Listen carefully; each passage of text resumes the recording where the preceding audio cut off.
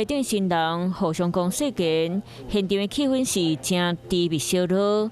云林县政府伫咧5月27日天来办理县内第一遍的集团结婚，邀请30对新人来到有名游乐园饭店参加活动。我们会来参加集团结婚，是因为太想要抽到东京来回机票了。但是我们现在的心情是想要哭，因为我们没有抽到机票，但是有大同电锅云林县政府站。